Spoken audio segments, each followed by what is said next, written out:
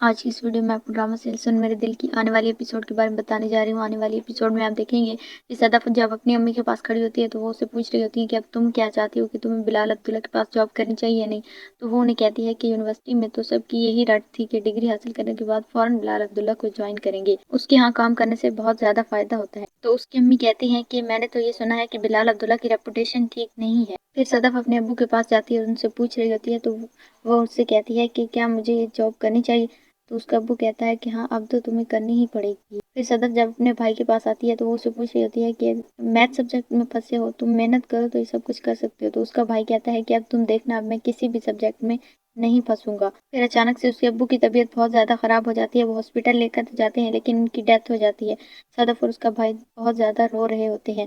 عمار بھی ان کے گھر آتا ہے، وہ انہیں کہتا ہے کہ اگر تمہیں میری مدد کی ضرورت پڑے تو مجھے ایک کال کر لینا، میں تمہارے لیے کچھ بھی کر سکتا ہوں۔ تمہیں کسی بھی چیز کی ضرورت ہو تو مجھے صرف بتا دینا، بس میں تمہارے لیے لے کر آؤں گا۔ پھر بلال عبداللہ کو جب پتہ چلتا ہے کہ مرزا صاحب کی ڈیتھ ہو گئی ہے تو وہ فوراً آ جاتے ہیں۔ وہ اپنی سیکرٹری سے پوچھ رہے ہوتے ہیں کہ ان کے گھر میں کون کون رہتا ہے، تو وہ کہتی ہیں کہ ان کا بیٹا زاویار، ان کی بیوی اور ان کی ایک بیٹی صدف رہتی ہے وہاں۔ تو وہ کہتا ہے کہ میں ایئرپورٹ سے سیدھا ان کے گھر ہی جاؤں گا۔ آخرکار وہ صدف کے گھر تک پہنچ ہی جاتا ہے۔